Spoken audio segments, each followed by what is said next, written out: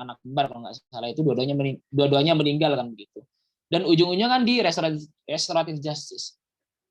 Ada yang mengatakan, oh nggak adil dong, dia habis menghilangkan nyawa 2 orang, tapi akhirnya dia nggak dipidana kan begitu.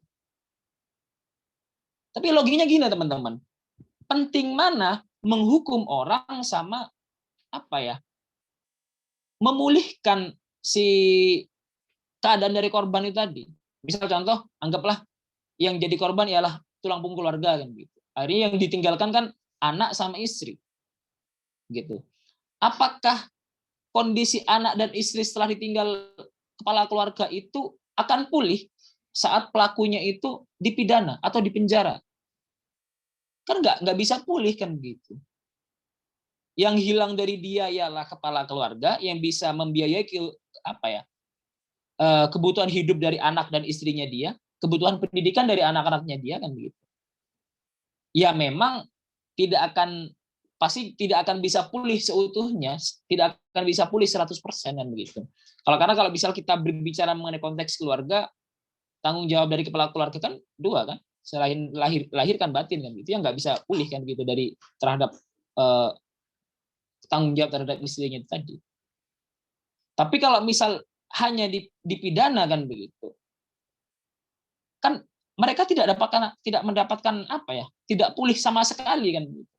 Dia tidak ada yang menafkahi. Yang awalnya yang anak istri itu yang awalnya ada yang menafkahi, jadi tidak ada yang menafkahi. Yang awalnya itu ada yang membiayai pendidikan si anak, akhirnya tidak ada. Sama halnya dengan kasusnya kalau teman-teman pernah ngikuti itu zaman saya SMA enggak SMP. Itu kasusnya anaknya Ahmad Dhani yang Dul itu, yang menabrak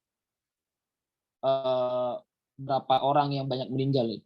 Itu kan akhirnya di santunan setiap bulan dikasih, terus biaya pendidikan dari kalau misal yang meninggal ayahnya anaknya pasti diselesaikan sampai tamat S1 kan gitu. Sampai dengan saat ini kan masih dibayarkan kan.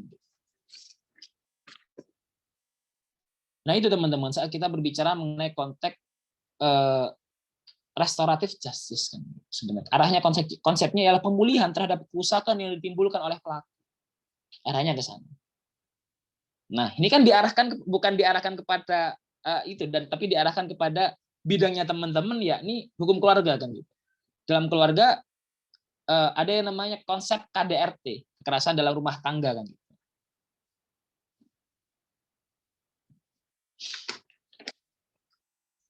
Ya ini apa ya namanya, dalam hal ini misal diarahkan terhadap keluarga, pasti kita kaji dulu mengenai terkait mengenai undang-undang kekerasan dalam rumah tangga, ya ini Undang-Undang Nomor 23 tahun 2004 kan, tentang pencegahan kekerasan dalam rumah tangga. Dalam hal ini teman-teman, kalau misal kita mengkaji mengenai apa ya definisinya, dalam pasal 1 kan disebut bahwasanya perbuatan terhadap seorang, terutama perempuan, yang menimbulkan kesengsaraan. Apa kesengsaraannya? Kesengsaraannya pasti fisik, seksual, psikologis, dan penelantaran rumah tangga begitu. Sebenarnya dalam hal ini perbuatan terhadap seseorang, terutama perempuan, sebenarnya agak apa ya diarahkan bahwasanya kekerasan dalam rumah tangga itu korbannya selalu perempuan. Diarahkan, arahnya stigmanya demikian. Tapi dalam hal ini saya ingin itu kan juga pada teman-teman bahwasanya korban dari yang namanya kekerasan dalam rumah tangga itu nggak selalu perempuan. Laki-laki juga bisa menjadi korban dalam hal ini. Seperti saya ambil contoh yang lagi rame di Hollywood kalau nggak salah, itu salah satu pemerannya Harry Potter sama apa gitu. Dia kan istrinya mengatakan bahwasanya dia itu, lupa saya namanya. Istrinya mengatakan bahwasanya dia itu melakukan kekerasan dalam rumah tangga, sehingga dia kontrak filmnya dia itu sampai diputus kontrak kan. Sehingga akhirnya dia membuktikan bahwasanya yang melakukan kekerasan itu bukan dia, tapi istrinya dia. Dan dia bisa menunjukkan bahwasanya mukanya dia pernah memar, kepalanya dia kepalanya dia pernah memar karena dilempar botol sama istrinya, tangannya dia jarinya pernah patah. Saya ingin menunjukkan bahwasanya yang namanya apa ya, korban dari kekerasan dalam rumah tangga itu nggak selalu perempuan. Dan siapa aja korbannya atau objeknya begitu. Bisa jadi yang pertama suami, bisa istri, bisa anak, atau kerabat, biasanya kerabat yang kerabat saudara yang tinggal di rumah tersebut. Atau bisa jadi pembantu rumah tangga. Pembantu rumah tangga yang dia itu tinggal di situ, tinggal di rumah tersebut gitu. Jadi nggak cuma objek dari kekerasan dalam rumah tangga itu nggak cuma si suami ataupun si istri ataupun si anak.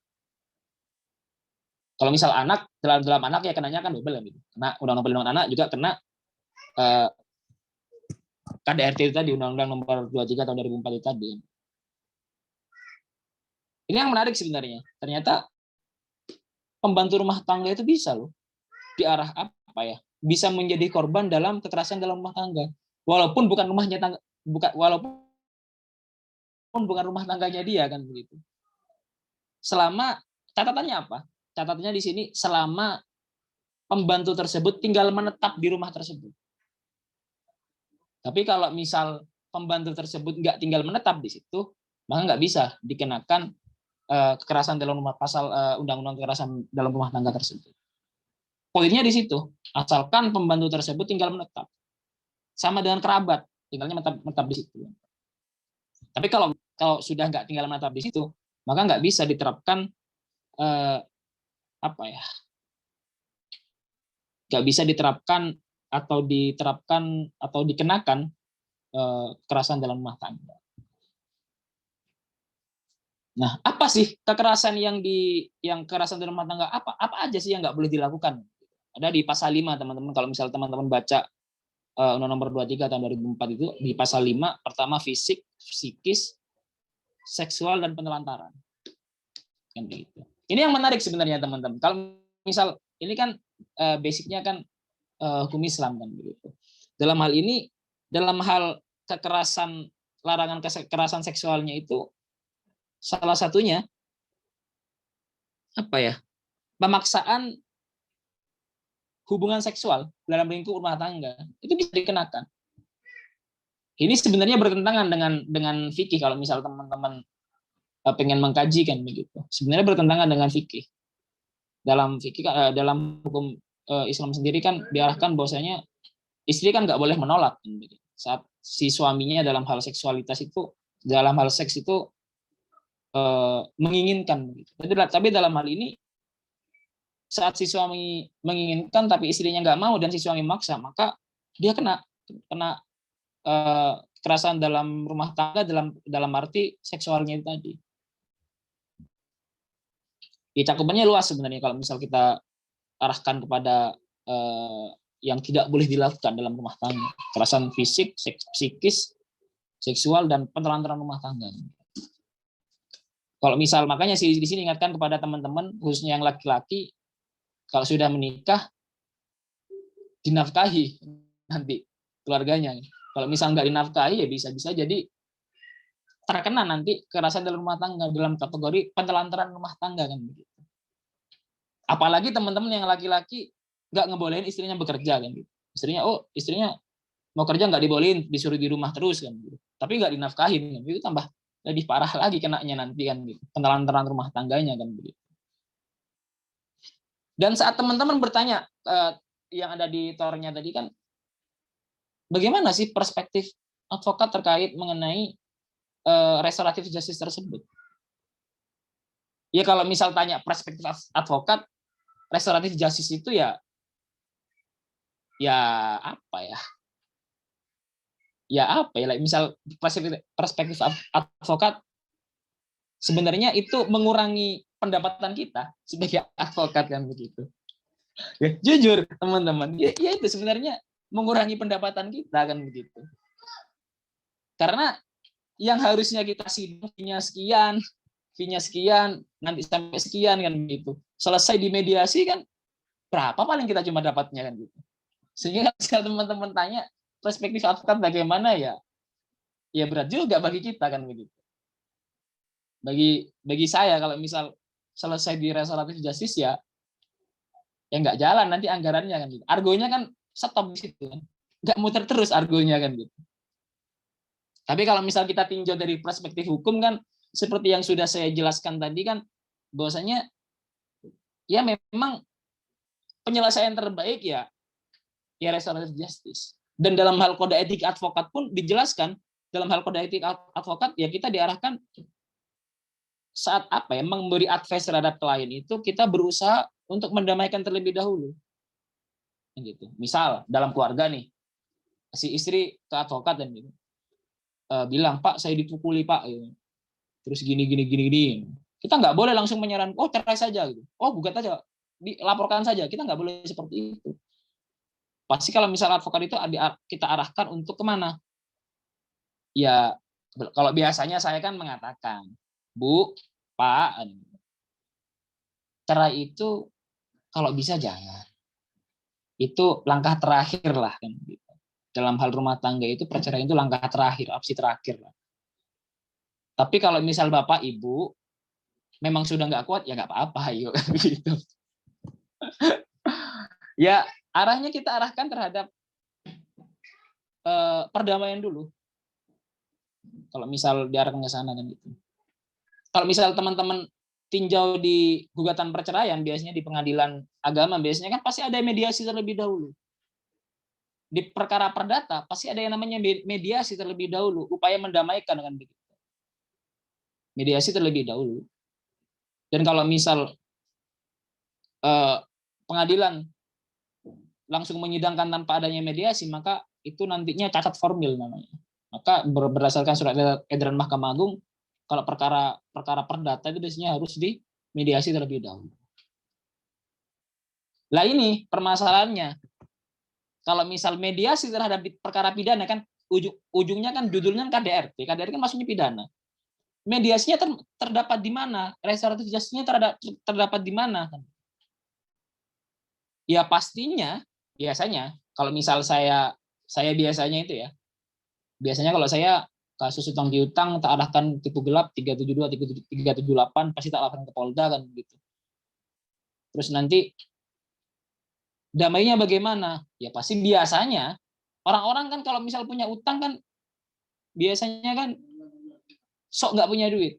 Serasa jadi orang paling miskin lah sedunia kan gitu. Nggak punya duit Pak, adanya segini kan gitu. Tapi kalau dia sudah dilaporkan biasanya, sudah dilaporkan dan sudah ditetapkan sebagai tersangka, tiba-tiba dia punya duit. Sudah Pak, saya akan bayar Pak utang saya asalkan saya dibebas, asalkan laporannya dicabut kan gitu. Biasanya demikian. Sama halnya dengan KDRT nantinya restoratif justice-nya bagaimana? Wujudnya bagaimana? Pemulihannya wujudnya bagaimana kan begitu. Ya jelas pasti nanti ganti kerugian. Sama halnya dengan kasus penganiayaan saya pernah menangani di Polrestabes kemarin. Ya apa ya? Pertama restoratif justice-nya bagaimana kan? Dia harus mengganti biaya pengobatan. Kerugian materialnya harus diganti. Kalau kerugian material tak rasa dikit lah. Paling pengobatannya berapa sih 10 juta palingan. Tapi yang besar itu kerugian non material teman-teman. Saya kemarin kayak misal di Polrestabes itu dia ingin hanya dia perempuan sama perempuan itu dipukuli di pasar gitu. Sama sesama penjual nggak tahu rebutan pelanggan atau gimana lah.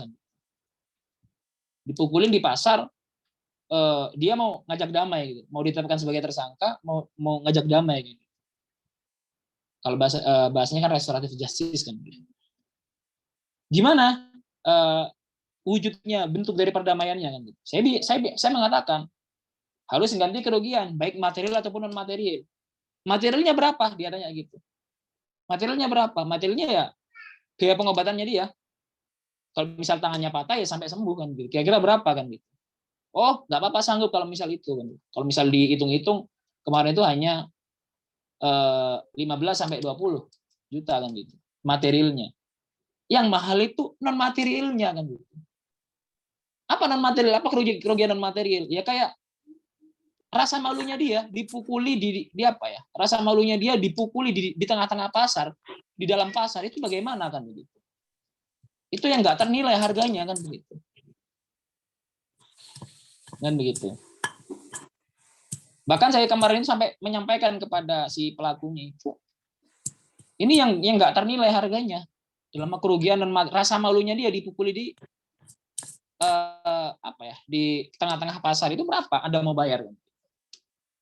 Kalau Anda hanya mau bayar 5 juta atau 10 juta, ya tak kasih duit aja 5 sampai 10 juta, Anda tak pukuli di tengah-tengah pasar kan gitu.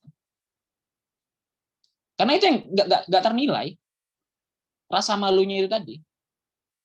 Atau kalau misal diarahkan ke psikologinya dia, bagaimana psikologinya dia, psikisnya dia bagaimana, itu nggak ternilai. Kalau kata perempuan kan biasanya kan luka fisik itu nggak ada artinya dibanding luka hati kan gitu. Kalau kata anak-anak muda sekarang gitu kan. Saya kan masih muda, masih 19 tahun gitu. Gitu. Jadi itu yang biasanya apa ya? Yang nggak ketemu nilainya itu di situ, di kerugian non materialnya. Gitu. Kadang kerugian non material sampai ratusan teman-teman. Kalau misal nggak ketemu dealnya berapa, ya udah lanjut. Karena restoratif justice itu harus sama-sama legowo intinya. Kalau misal dalam pidana itu restoratif justice itu harus sama-sama legowo, harus sama-sama menerima gitu. Kalau korbannya masih belum menerima, ya udah lanjut berarti karena apa? Laporannya kan nggak bisa dicabut. Kalau misal KDRT ataupun penganiayaan kan deliknya delik aduan, sehingga kan bisa dicabut kan begitu laporannya kan. Itu yang biasanya teman nggak ketemu nilainya. Terus tadi kan ada pertanyaan dari Mbak moderator kan tadi. Terus bagaimana biasanya kalau misal dia nggak membayar kan? Biasanya kalau restoratif justice itu kalau misal mengenai pelaporan itu di depan Mbak bayarnya. Misal ketemu harga 150 juta ya bayar di depan. Kalau belum dibayar biasanya nggak bakal dicabut perkaranya kan begitu. Tuh biasanya. Tapi kalau misal nanti konsepnya kayak kelalaian tadi yang di apa ya, yang di kasusnya kayak misal lalu lintas kan harus nafkahi kan gitu. Biaya sekolah anaknya kan begitu. Nah, itu yang repot kalau misal dia sudah dicabut laporannya atau aduannya sudah laporannya sudah dicabut tapi dia nggak melaksanakan apa ya, nggak melaksanakan apa ya, kewajibannya dia seperti yang komitmen awalnya, itu yang repot. Bagaimana solusinya kalau misal takut dia nantinya apa itu namanya, takut dia belanjani gitu, takut dia nggak melaksanakan kewajibannya dia gitu. Ya kalau saya biasanya ya buat surat pernyataan aja, buat surat pernyataan, tak akta notariskan gitu. Biar bisa biar nanti saat dia nggak bayar beberapa tahun biar bisa tak gugat kan gitu. Atau dilaporkan pidananya kan bisa begitu. Penipuannya kan begitu. Biasanya demikian kan gitu. Tapi kalau misal orang-orang kan nggak mikir sejauh itu biasanya kan, nggak ada ikatan seperti itu. Kalau misal orang-orang yang nggak paham mengenai prosedur ataupun hukum ya bisa-bisa ya dicabut, laporannya dicabut, biasanya ada kebanyakan yang nggak dibayar kan. Makanya mending kalau misal nggak mau ribet, ya mending selesai di depan gitu. Selesai di depan bagaimana gitu. Ya sudah nggak apa-apa, tak cabut laporannya berapa M kan gitu. Mending di depan gitu. Sehingga kita nggak perlu repot-repot gugat nantinya atau nanti kita gugat nantinya atau apa kan begitu. Kalau gugat nanti kan arahnya perdata kan begitu. Ribet nanti itu jadinya. Kalau misal diarahkan seperti itu. Sehingga kalau misal lantas kalau misal dalam hal KDRT ini bagaimana kan? Nah, ini yang repot. Kalau misal KDRT ini nanti di restoratif justice pasti ujung-ujungnya bercerai nantinya. Bercerainya bagaimana? Misalnya dilaporkan KDRT nih. Kita restoratif justice minta ganti rugi kan begitu. Pasti kan omongannya kan, masa kamu sama suamimu gitu minta ganti rugi kan begitu.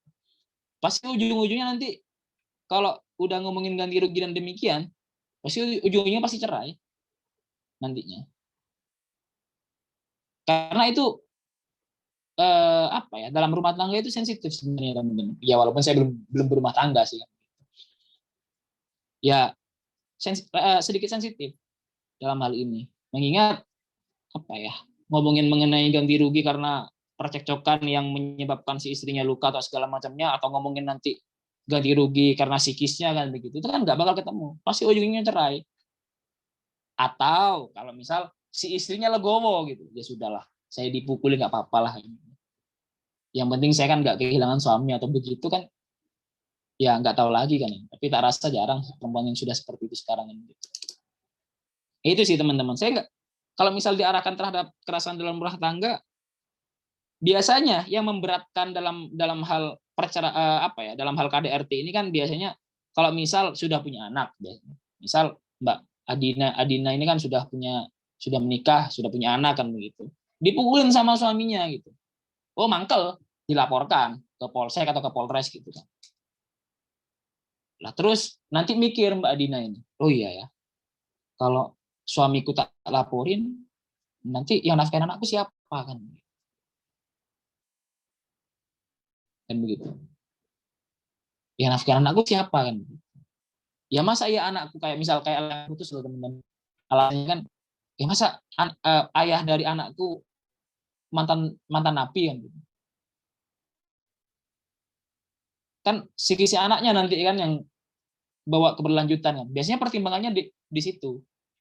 Kalau misal sudah punya anak, bahasanya orang-orang sekarang kan bapak ya anak-anak lah, maksudnya di penjara kan.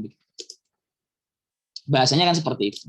Jadi biasanya restoratif justice-nya itu kalau misal dalam hal seperti ini, ya apa ya, biasanya nggak ngomongin mengenai materi sih, tapi ngomongin landasan yang digunakan biasanya keutuhan rumah tangga, nasib anaknya nanti ke depan, seperti itu. Tapi kalau misal apa ya, laki-lakinya atau laki-lakinya, atau kok laki-laki, aku laki-laki, atau salah satu dari pihak atau laki-laki atau perempuannya nantinya itu yang melakukan kekerasan dalam rumah tangga sudah diberi kesempatan di restoratif justice, dicabut laporannya, nanti melakukan lagi kan begitu ya. Ya itu berarti sudah habit dari dia kan gitu. Itu sudah habit dan nggak bakal bisa tahan. Karena kan kalau kata orang kan, kalau watuk kan bisa disembuhkan. Kalau watuk kan diminumin obat batuk kan bisa disembuhkan. Tapi kalau udah watak kan, kalau udah watak dia temperamen, memang kalau emosi dikit suka mukulan gitu, yang susah disembuhkan. Itu apa ya? Ya bukan nggak bisa disembuhkan, tapi susah kan gitu. Sehingga kalau misal nantinya teman-teman mengalami hal demikian, kalau sekali itu oke lah, mungkin kasih restoratif justice, kasih apa ya, kasih kesempatan kan gitu. Tapi kalau udah berulang kali ya gimana baiknya lah. Saya nggak menyarankan mengakhiri sebuah rumah tangga kan demikian. Tapi yang terpenting kan ada di kondisi psikis dari kedua belah pihak, dari korban terutama kan begitu. Intinya sih demikian kalau misal pandangan saya terkait mengenai restoratif justice tersebut. Tapi kalau misal teman-teman tanya pandangan saya, ya jelas itu mengurangi pendapatan saya kan. Kalau misal di restoratif kan begitu. Arahkan terkait mengenai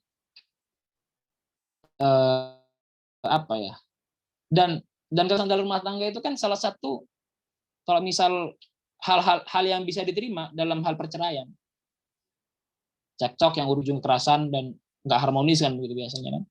Misalnya saya uraikan dalam gugatan perceraian, biasanya pada sepasang seorang laki-laki perempuan yang bertemu pada tanggal sekian, akhirnya kenalan, akhirnya komitmen untuk menikah, akhirnya menikah, dikaruniai 1 orang anak, 2 orang anak, akhirnya sudah mulai timbul cekcok, nantinya pisah ranjang, pisah rumah, akhirnya nanti bercerai kan. Sudah tidak seia sekata lagi kan, kalau bahasanya teman-teman kan. Akhirnya kalau misal diarahkan demikian, konklusi dari apa ya, dari mungkin ini pantikan lah dari saya lah. Ini sudah 1 jam nggak kerasa saya kalau udah ngomongin. Udah apa ya? Udah 1 jam, mungkin saya serahkan kepada moderator, mungkin kita bisa sharing diskusi lah, karena saya sampaikan teman-teman, apa yang saya sampaikan itu benar-benar. Saya di sini masih belajar, dan bisa jadi teman-teman lebih pandai daripada saya.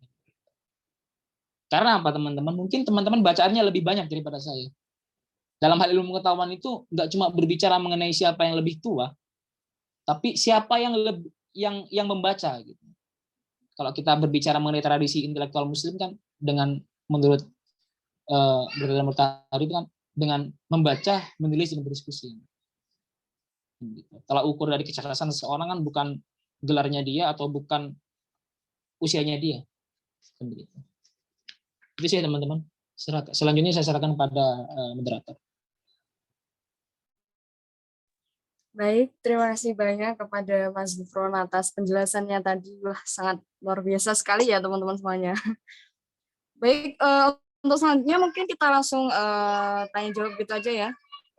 Buat teman-teman yang ingin bertanya, terus kemudian atau ada yang dibingungkan terkait materi hari ini, silakan untuk dipertanyakan.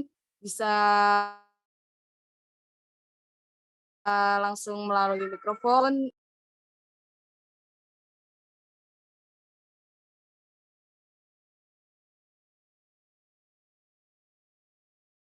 Silakan teman-teman yang ingin ditanyakan.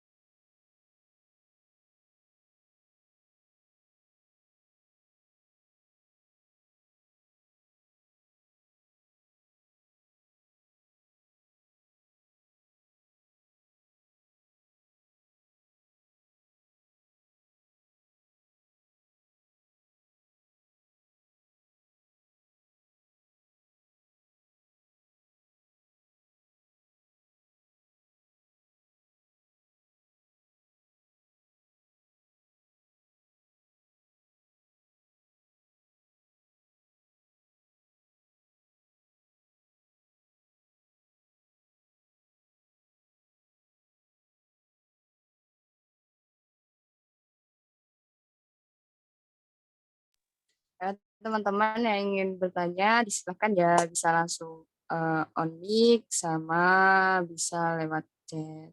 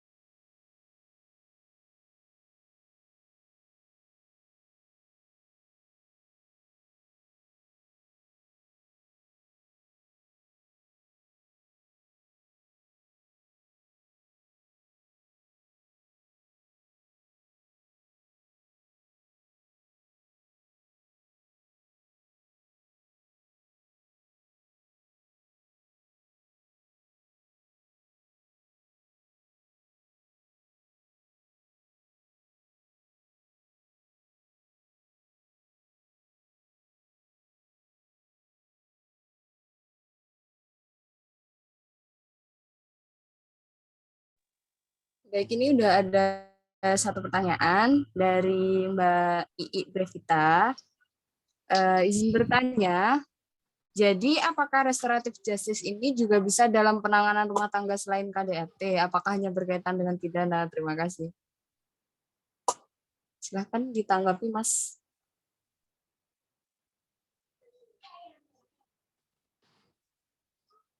Baik, kalau misal ditanya apakah restoratif justice ini hanya untuk apa ya, pidana saja? Enggak. Semua permasalahan dalam hal sifatnya bentuknya sengketa, dalam hal rumah tangga itu bisa diselesaikan melalui restoratif justice. Kalau misal kita lihat contoh kasus perceraian. Kasus perceraian itu selain sebelum masuk kepada gugatan pasti diarahkan untuk mediasi terlebih dahulu. Mediasi itu kan sifatnya di luar persidangan, kan? Di luar persidangan, kan? Mediasi itu kan nantinya kan kita bisa memilih, toh, mau memilih mediator dari pengadilan atau mau dari luar, kan? Itu nantinya apa ya? Itu dimediasi terlebih dahulu, diselesaikan terlebih dahulu, diarahkan untuk berdamai terlebih dahulu. Kalau misal dalam perkawinan kalau misal ngomongin apa ya? Misal biasanya kalau perkawinan itu kalau misal di Surabaya itu penyebab dari perceraian itu ada 3 hal yang terbesar, kan. Pertama ngomongin mengenai orang ketiga itu nggak cuma ngomongin pria idaman lain atau wanita idaman lain, tapi ngomongin juga mengenai peran dari karena faktor mertua atau apa, kan begitu. Itu atau orang ketiga yang dimaksud di situ. Yang kedua ngomongin mengenai faktor apa ya? Faktor biasanya itu yang di Surabaya itu faktor seksual. Yang kedua, terus yang ketiga itu karena faktor ekonomi. Itu kan bagaimana ngomongin mengenai kerugian dan segala macamnya, kan gitu. Itu kan ya apa ya? Dalam hal rumah tangga ataupun dalam hal kalau misal saya ngomongin mengenai rumah tangga kan landasannya kan pasti cinta. Cinta kan nggak bisa dimaterialkan, kan begitu. Kan rasa telah ukur dari rasa kan rasa itu sendiri. Jadi kalau misal diarahkan restoratif justice-nya di perkara perceraian ya seperti tadi, biasanya karena faktor alasannya pasti bukan alasan berdamainya bukan karena duit. Pasti karena alasan berdamainya atau restoratif anak pasti, kan gitu. Hampir sama sih, pasti anak yang jadi itunya. Karena dalam hal perceraian pasti yang jadi korban adalah anak, pasti teman-teman. Dalam hal ini. Itu yang salah satu perkara biasanya dalam hal keluarga. Terus yang kedua biasanya itu waris, biasanya terkait mengenai waris. Biasanya itu kan yang paling gugatan waris itu ngeri juga, kan gitu. Karena apa teman-teman? Biasanya kan dalam hal yang namanya juga manusia lah. Biasanya kan waris itu kan misal prosedurnya di pengadilan kan ada PAW dulu, penetapan ahli waris dulu, baru setelah itu kan dibagi. Dalam hal pembagiannya itu biasanya dalam hal penetapan ahli waris biasanya itu ada saudara itu yang nggak dicantumkan, sehingga dalam hal pembagian dia nggak dapat begitu. Dalam ini biasanya gugatannya begitu teman-teman. Atau warisan dari kedua orang tuanya itu bisa anaknya 2 nih, dikuasai salah satu pihak, kan begitu. Pihak yang lainnya itu nggak dikasih, kan begitu. Biasanya kan gugatannya kan di situ, gugatan gugatan ahli waris ya, pembagian harta waris, kan begitu. Gugatannya kan di situ biasanya. Gugatannya kan tetap ke pengadilan agama. Gitu. Dalam ini di awal-awal sebelum pembacaan gugatan pasti nanti dimediasi terlebih dahulu, diarahkan untuk damai. Pasti biasanya omongan dari mediator kan, kalian kan saudara, gitu. Masa iya saudara rebutan harta sampai saling buat menggugat, kan gitu. Pasti sampai saya sedikit hafal omongannya mediator, kan begitu. Karena pasti omongannya seperti masa ya saudara saling gugat, apa enggak kasihan sama orang tuanya yang sudah meninggal. Pasti diarahkan mediasi terlebih dahulu atau restoratif justice-nya terlebih dahulu. Gitu. Itu teman-teman, kalau misal selain pidana kan pasti diarahkan kepada perdata. Tapi bisa restoratif justice. Bahkan kalau misal perdata itu wajib di restoratif justice atau istilahnya itu salah satu bentuknya dimediasi. Bahkan yang memediasi itu dari pengadilan begitu teman-teman. Atau kalau misal pihaknya itu nggak mau dimediasi oleh orang pengadilan, bisa menunjuk badan yang ada di luar pengadilan. Ininya demikian teman-teman. Kalau misal restoratif justice itu nggak cuma ke arah pidana, karena cikal bakal restoratif justice itu ya perdata harusnya.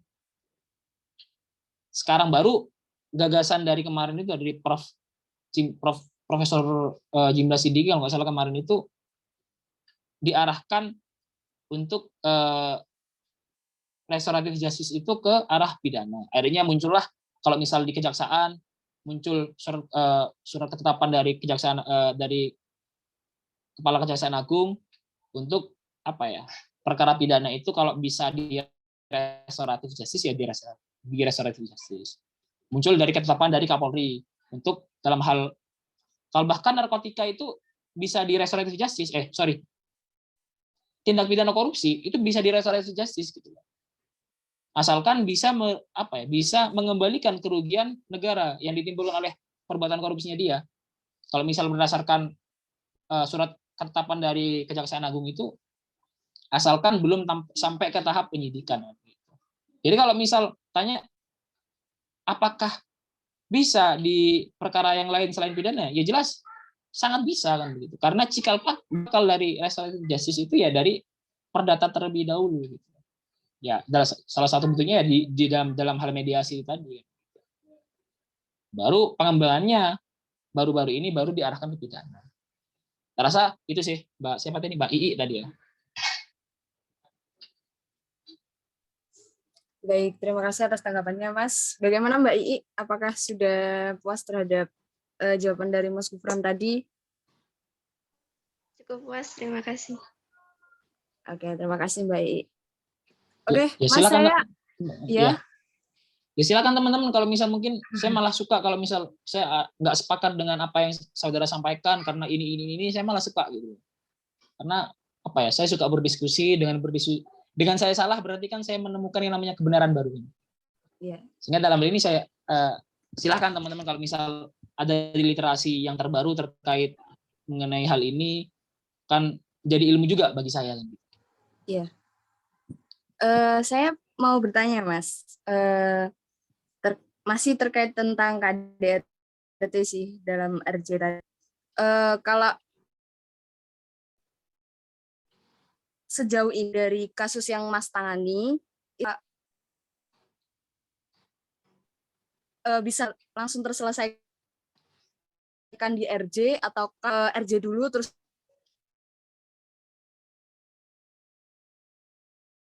kemudian ada yang nggak terima, kemudian cerai gitu, terselesaikan di RJ aja, di RJ udah. Gini Mbak, kalau misalnya nih laki-laki perempuan, si laki-laki memukuli si perempuannya, si laki-laki memukuli si perempuannya, si perempuan lapor ke polsek atau polres kan gitu, nggak mungkin dong lapor polda kan, kejauhan kan, lapor polsek atau polres kan gitu, sehingga dia ditetapkan sebagai tersangka dalam hal apa ya, kekerasan dalam rumah tangga begitu.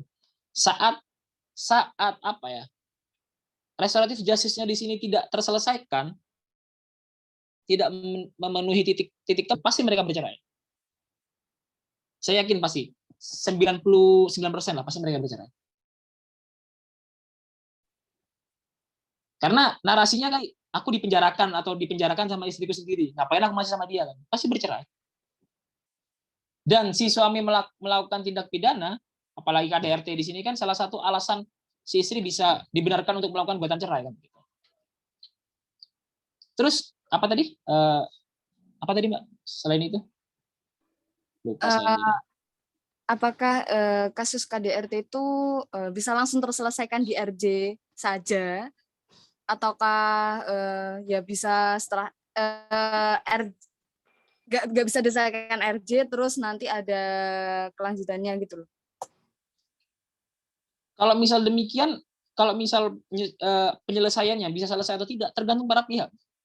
Tergantung para pihak. Kalau misal contoh, saya pelaku, saya misal suamimu lah, anggaplah saya suamimu kan.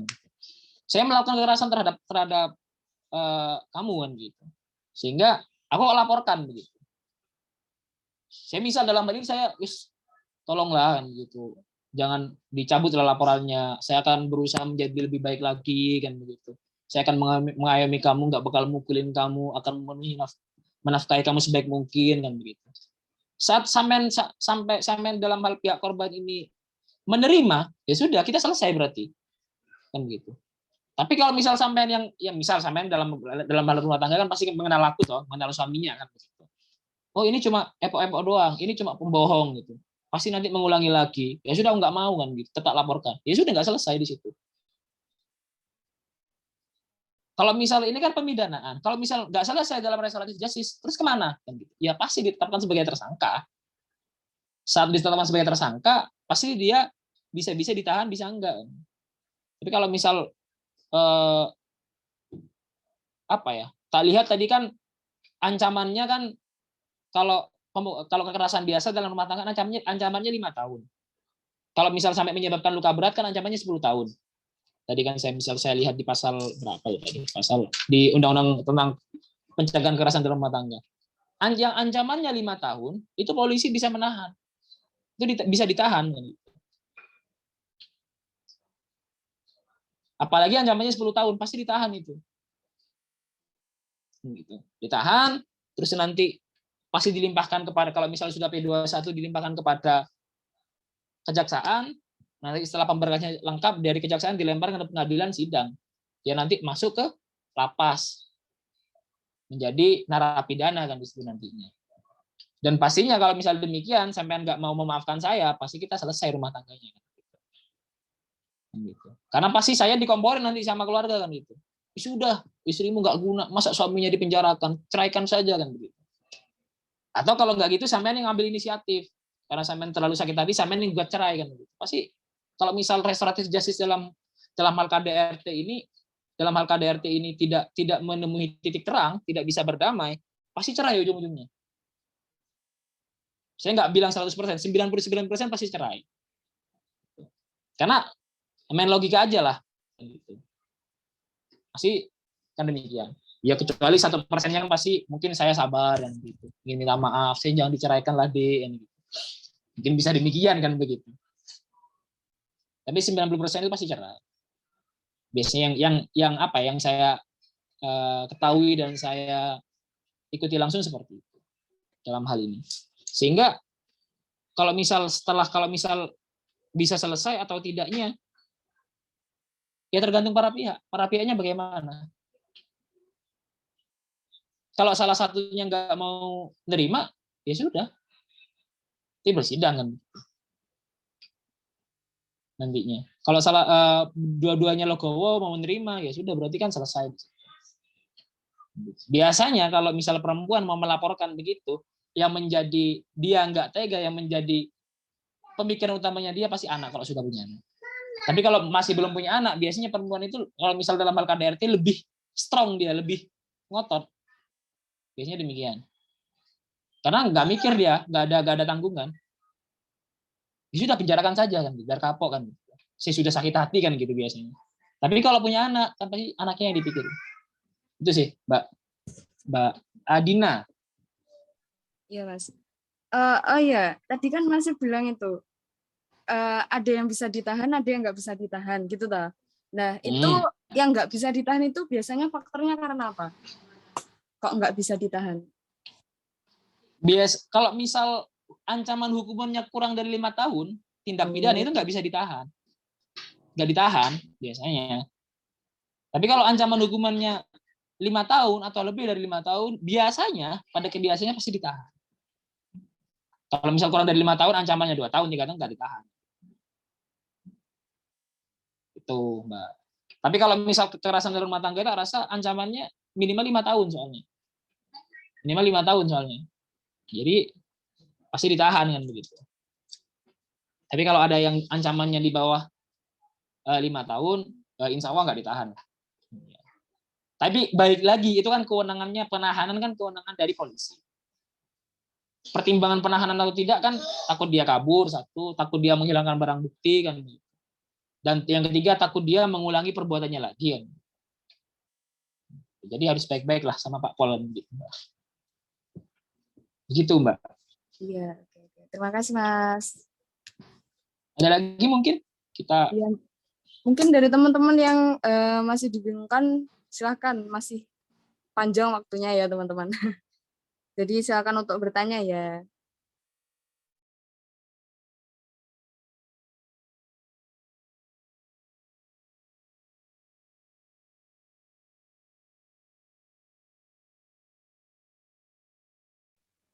izin bertanya, moderator.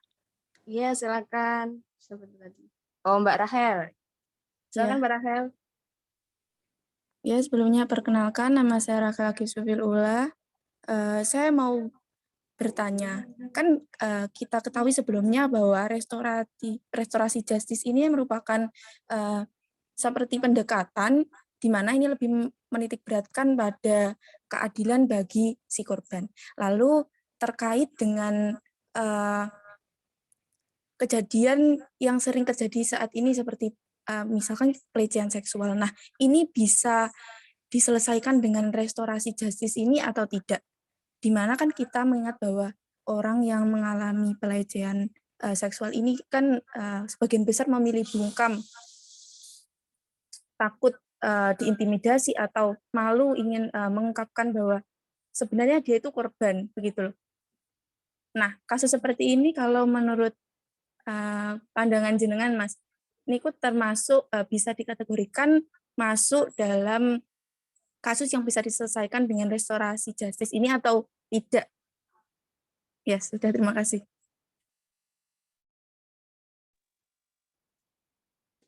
Baik, mungkin dari Masnya bisa langsung ditanggapi.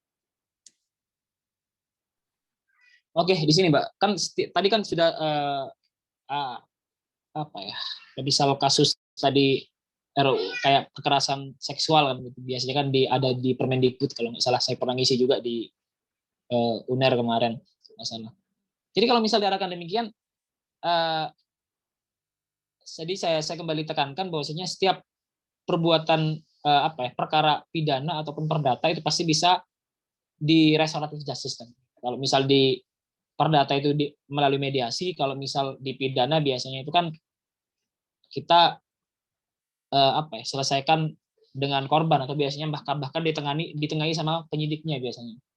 Gimana lah enaknya selesaikanlah, biasanya demikian. Terus kalau misal mengatakan bahwasanya dalam perkara kekerasan seksual ya tadi.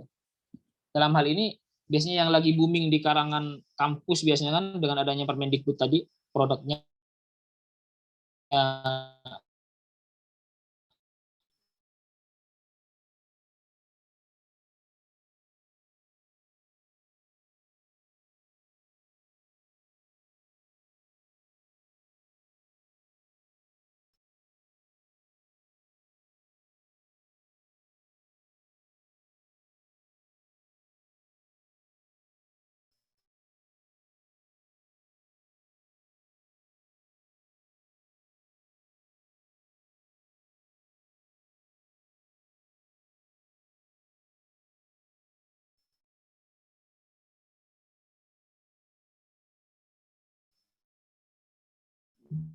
Pak Nadiem Makarim.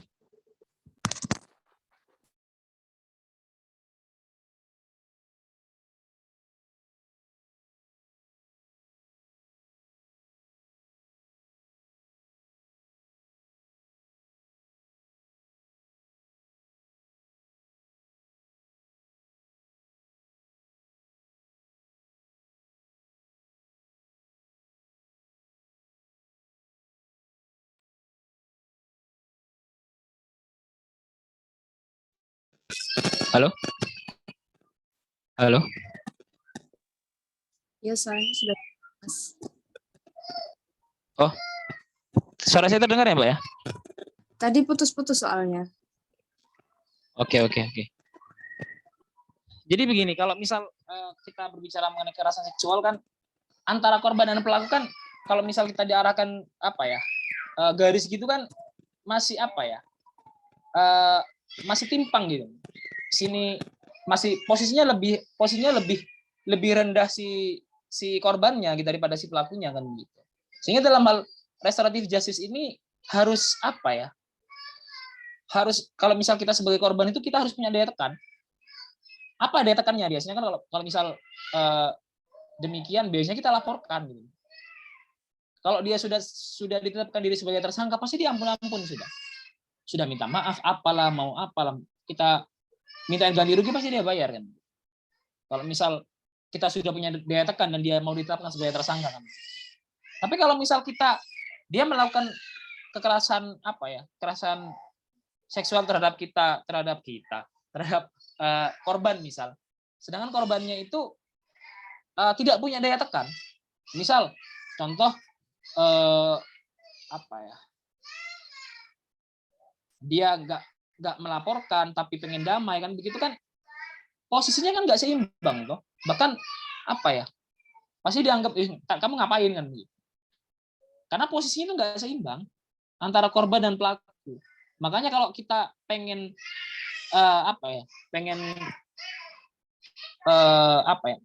bermediasi ataupun kita pengen win-win solution kan minimal posisinya harus seimbang antara korban dan pelaku. Ya minimal laporkan dulu lah kan. Laporkan, atau kalau misal coba ancam dulu. Kalau kamu nggak mau damai kalau kamu nggak mau tak laporkan ya udah damai kan.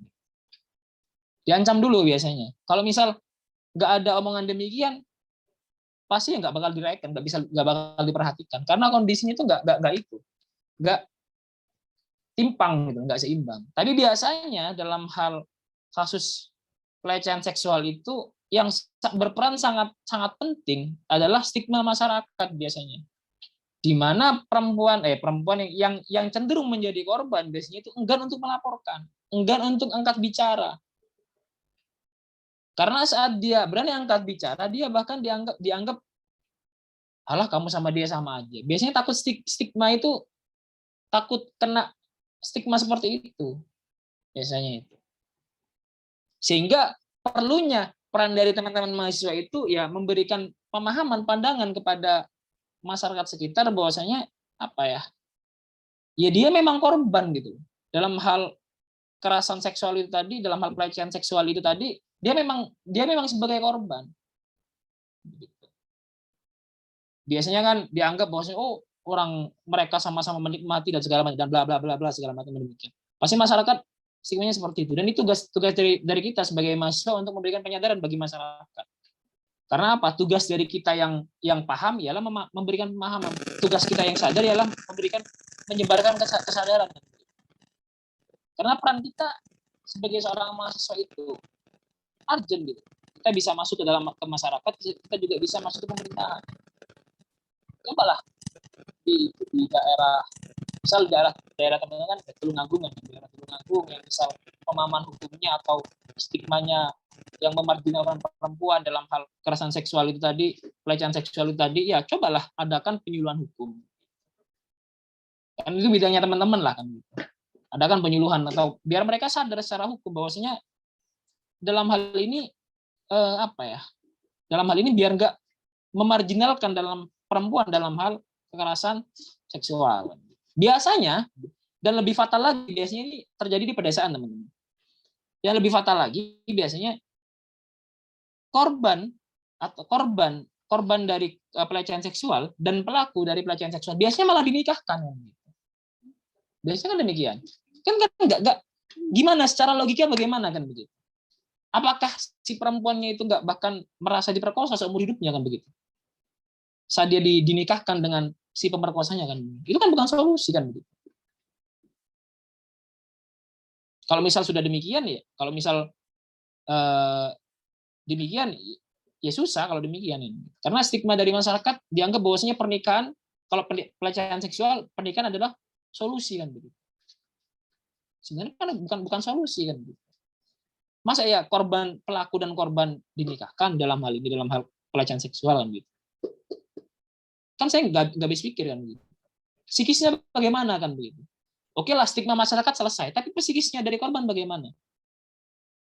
Kan begitu. Itu sih kalau pandangan saya demikian. Kalau misal diarahkan terkait pelecehan seksual itu ya posisinya harus seimbang dulu, minimal sama gitu. Biar ada bargaining posisinya biar ada gitu. Kalau misal tidak ada bargaining position, bagaimana mau mediasi ataupun bagaimana mau restorasi justice kan gitu. Kalau kita sudah melaporkan dia kan posisi kita sudah di atas dia kan. Pasti dia nurut dengan apa yang kita mau. Intinya ke sana. Tapi kalau misal kita melaporkan, kita harus berani melawan stigma dari masyarakat. Biasanya stigma masyarakat yang ada kan kebiasaannya kan pasti menganggap bahwasanya menganggap aib lah biasanya. Orang yang dilecehkan itu mengalami pelecehan seksual kan dianggap aib. Padahal kan pelecehan seksual itu kan bisa menimpa siapa saja. Dan korban itu tidak ada yang namanya korban pelecehan seksual itu ingin dilecehkan, tidak ada.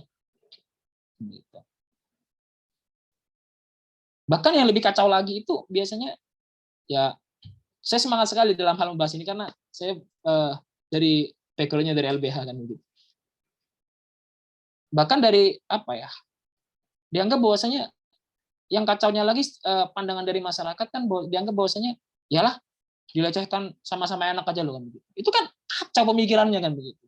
Saya sering menganggap bahwasanya saya sering memberikan contoh bahwasanya di penyuluhan biasanya itu. Ngupil itu hal yang enak kan gitu. Ngupil itu hal yang enak. Tapi kalau ngupil dengan tangannya orang lain kan gitu. Diupilin orang lain tanpa yang kita nggak suka gimana enaknya kan begitu. Saya sampai memberikan contoh hal yang demikian begitu pada masyarakat bahwasanya nggak semuanya yang berkaitan dengan seksual itu dianggap enak gitu. Karena melakukan sesuatu kita dipaksa melakukan sesuatu yang nggak kita suka, itu kan merampas hak kita kan sebagai seorang pribadi individu yang merdeka kan. Itu sih kalau pandangan saya sendiri. Mbak Adina Lofi. Ya, bagaimana Mbak Rahel terkait tanggapan dari Masnya tadi? Apakah sudah menjawab keresahan pertanyaan dari Mbak Rahel? Iya, sudah cukup jelas. Berarti kasus ini harus seimbang dulu ya antara korban dengan pelaku ini, minimal harus dilaporkan terlebih dahulu begitu nggih? Ya, kalau misal teman-teman ingin restoratif justice harus demikian. Kalau teman-teman diem-dieman, nggak melaporkan, nggak mau speak up, ya gimana teman-teman mau dia ngikuti apa yang teman-teman mau? Kan nggak bisa. Begitu. Apalagi teman-teman biasanya didiskreditkan, biasanya ditekan kan begitu. Kalau kamu ngomong-ngomong tak sebarkan loh. Tak sebarkan loh ini aibmu gini-gini ini. Biasanya demikian. Biasanya ada foto biasanya teman-teman yang buat alat penekan itu biasanya. Kalau kamu macam-macam tak sebarkan loh fotomu, tak viralkan biasanya demikian. Kalau kayak gitu tuh biasanya. Itu sih teman-teman. Ada lagi mungkin? Mungkin dari teman-teman ada yang ingin ditanyakan, silakan ya. Mungkin sambil menunggu pertanyaan dari teman-teman, saya izin bertanya lagi, Mas Gufron. Ya, silakan. Apakah semua perkara itu bisa dilakukan RJ, Mas? Ada nggak sih perkara yang nggak bisa di RJ? Ada nggak perkara yang tidak bisa restoratif justice?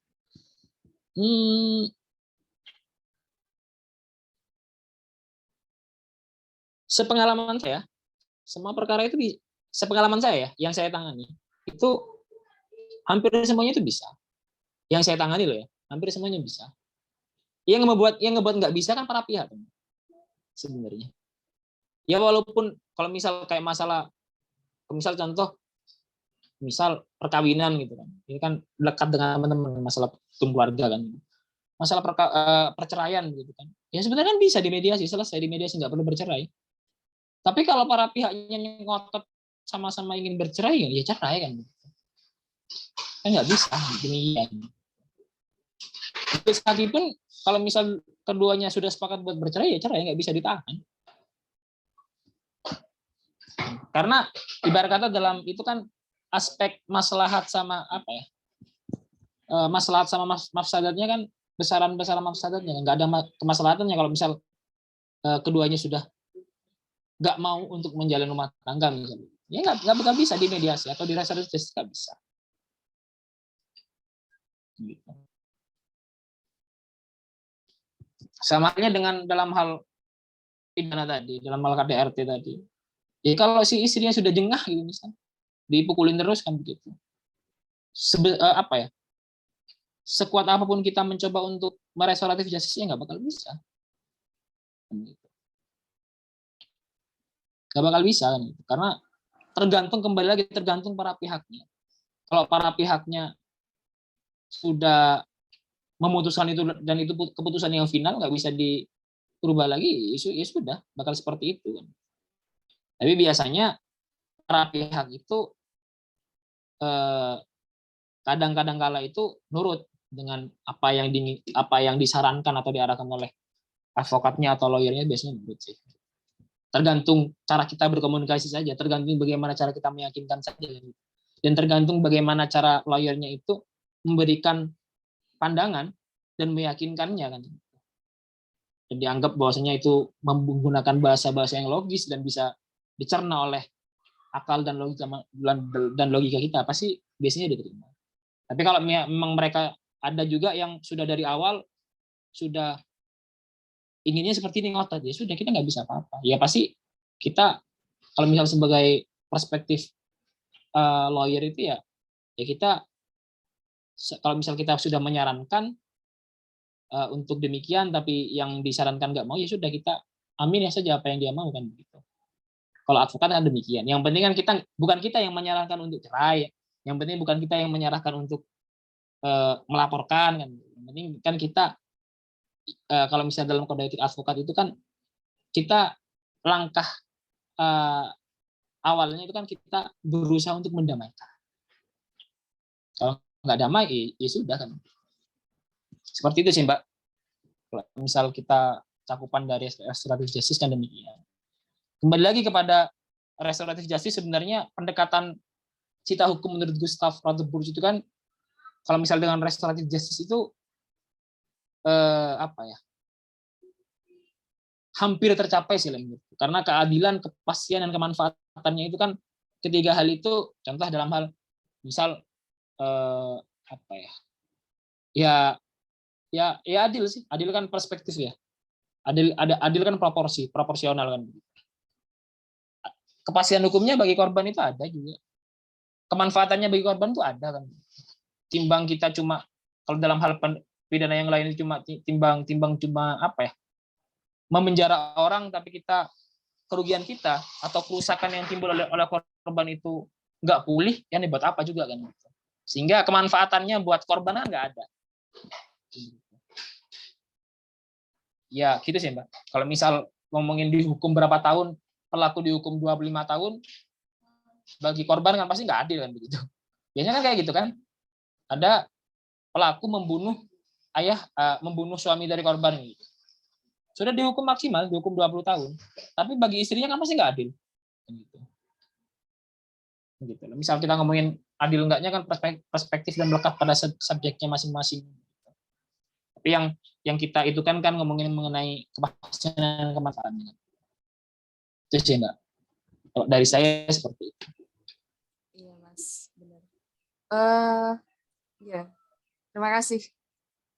Mungkin dari teman-teman yang ingin bertanya masih ada waktu sekitar 4 menit, bisa ditanyakan ya.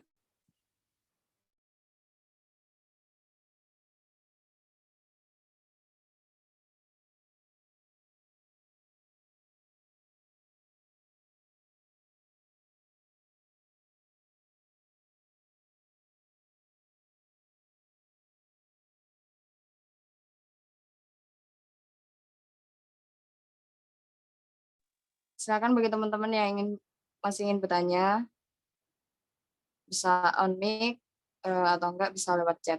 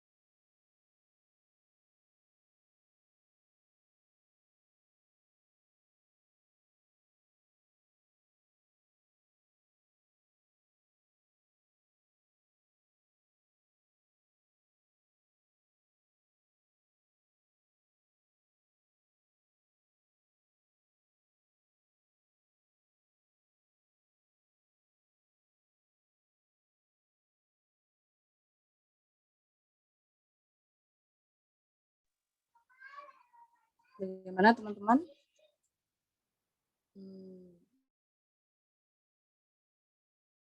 Semua ya, sepertinya tidak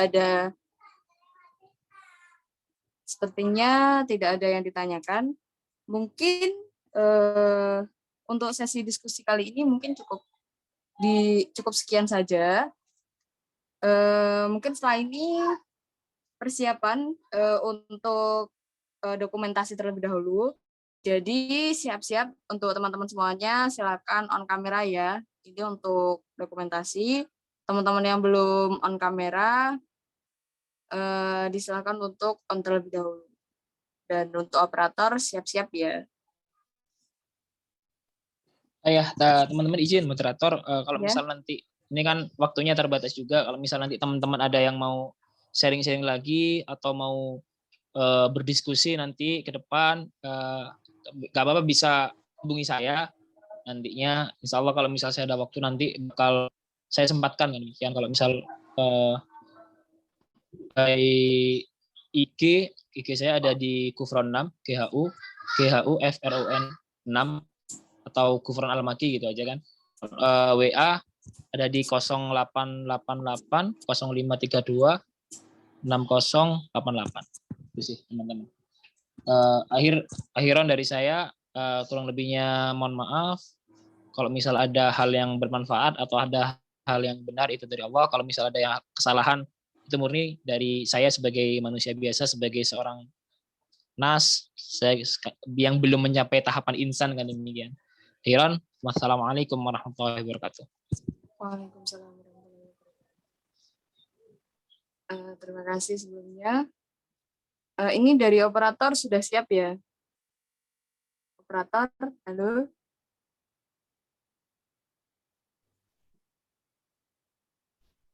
Iya, sudah. Oke. Mungkin bisa dihitungi ya, Mbak ya? Biar teman-teman bisa berpose. Monggo Mbak, untuk diambil alih.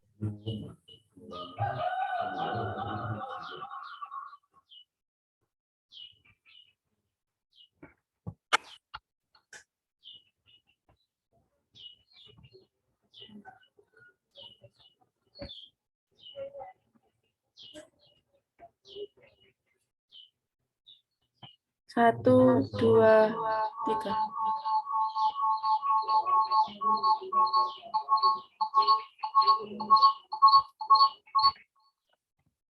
Bentar, ini masih slide 1. Slide 2-nya benar.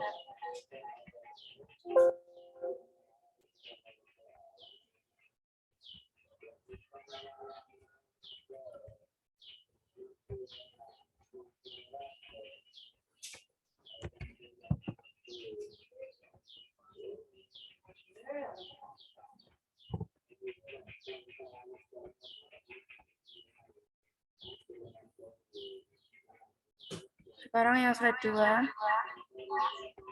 2, 3.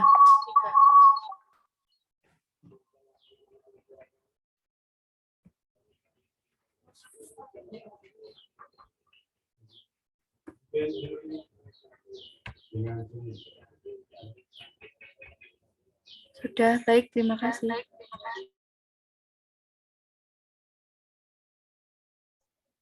Terima kasih kepada Mbak Operator telah memberikan dokumentasi. Kemudian sebelum kita tutup, saya akan membacakan sedikit kesimpulan dari apa yang kita peroleh hari ini. Jadi jika melihat tadi mengenai konsep dari RJ sendiri, bahwasanya RJ itu merupakan proses pemulihan terhadap kerusakan yang ditimbulkan pelaku kepada korban. Dan kata kunci dari RJ ini itu lebih mengarah kepada memperbaiki atau memberikan kerugian. Kemudian mengenai KDRT, KDRT itu objeknya itu tidak hanya istri saja, tetapi suami juga bisa terjadi. Kemudian anak, kemudian kerabat yang tinggal satu atap, kemudian ada asisten yang tinggal satu atap juga. Kemudian mengenai pandangan advokat terkait RJ ini itu, kalau dilihat dari sisi advokat itu, yang diutamakan adalah perdamaiannya. Jadi tadi kan diketahui bahasanya RJ itu kan ujung-ujungnya juga damai. Jadi sesuai dengan kode etik dari advokat sendiri, bahwasanya sebelum diarahkan ke yang lebih lanjut, itu didamaikan terlebih dahulu. Kemudian kalau dikaitkan mengenai KDRT, RJ dikaitkan dengan KDRT, itu biasanya lebih mengarah kepada kalau bisa terselesaikan ya terselesaikan, tapi kalau nggak bisa itu ujung-ujungnya ke perceraian. Tapi dari RJ sendiri juga penanganan perkaranya tidak hanya di KDRT saja, tetapi di kasus-kasus pidana yang lainnya. Mungkin itu saja terkait kesimpulan yang dapat saya sampaikan, dan saya selaku moderator hari ini mengucapkan terima kasih banyak kepada pemateri terutamanya, dan terima kasih banyak kepada para peserta yang sudah menyempatkan hadir mengikuti acara Verdiska Batch 1 kali ini. Dan saya pribadi meminta maaf yang sebesar-besarnya apabila ada salah kata, baik yang disengaja maupun tidak. Mungkin cukup itu saja. Sekian dari saya, kurang lebihnya mohon maaf, dan sampai bertemu lagi di Verdiska Batch 2 ke depannya, dan semoga teman-teman yang ada di sini bisa ikut lagi. Dan sekian dari saya, wassalamualaikum warahmatullahi wabarakatuh. Waalaikumsalam. Waalaikumsalam warahmatullahi wabarakatuh.